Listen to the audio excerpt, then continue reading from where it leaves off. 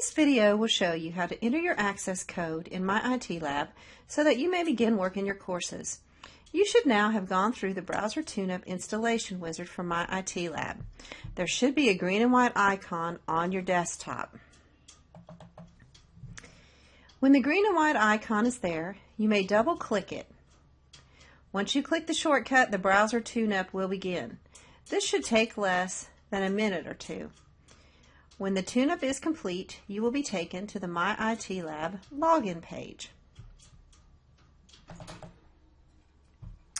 When you're on the login page, remember to use your P number as your username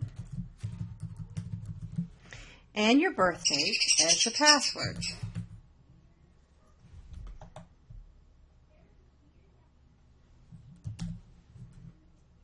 Your password should be the 2-digit month, 2-digit day, and 2-digit year. Please do not change your password. As stated in the previous video, there is an automated system that updates the enrollment of students in My IT Lab on a regular basis. Students are entered based on their P numbers as their usernames and their birth dates as their passwords. Therefore, if you change your password to something other than your birth date, the automated system will eventually put you back into My IT Lab with your birth date as your password. Thus, please do not change your password. Once you've entered your username and your password, you can click the Sign In button or hit the Enter key on your keyboard. It may take a few minutes, but this should take you to your list of courses in My IT Lab. When you see your list of courses, be sure you click on the course that you want. It should be under the heading Spring 2015. Of course, if you're in a future semester, your heading will change depending on the semester. Once your class page comes up, click the Course Home tab on the left. 3 items will appear under your Course Home heading. You will want to click the Notifications button. At this point, this is where you'll enter your access code. If you purchased your textbook at the PTC bookstore, an access code should have been packaged with it. Use that access code and enter it in the boxes shown. Type it just as it is. If it uses capital letters, be sure you type capital letters. If you purchase your book online, you will need to purchase an access code. You may do that by clicking the Buy Now tab on this page. I'm going to assume that everyone has an access code, so we're going to click Access Code, and it will bring up the boxes that you need to enter your access code in. So I'm going to click in the first box, and I'm going to type the first part of my code. Then I'm going to hit my Tab key, and I'm going to type the next part, and so on and so forth until I get all parts typed.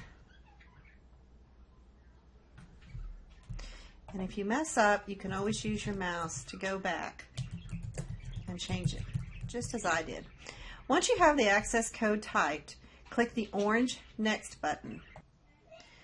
Once you've hit the orange Next button, it should take you to the Confirmation and Summary page.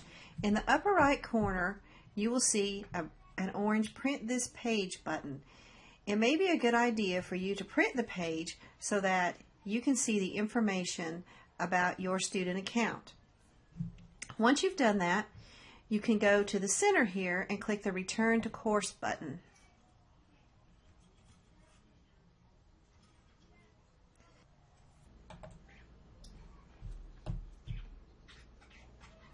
When you hit the Return to Course button, you should be taken back to where notifications are.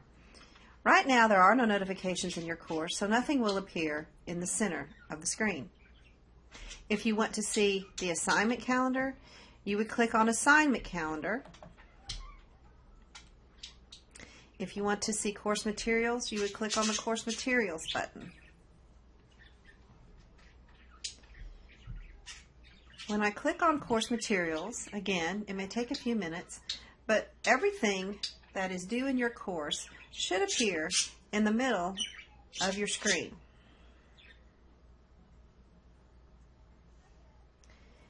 usually your course materials will be created with folders.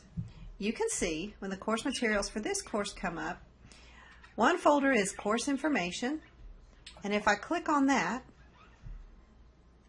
it will show me various documents in the course that are important to me. For example, it should show you a course overview.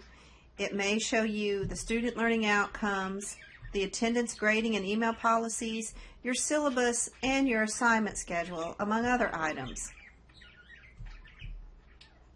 If you hit this blue back button, it will take you back to the main page of your course materials.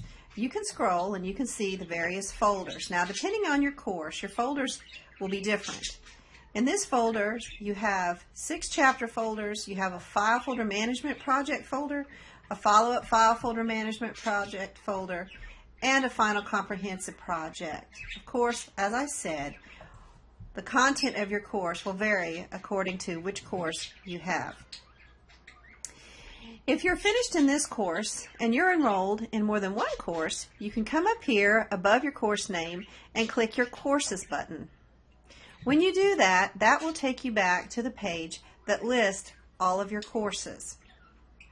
If you have more than one course, you can click on a different course. If you only have one course, that point is moot because you won't have another course that you can click on.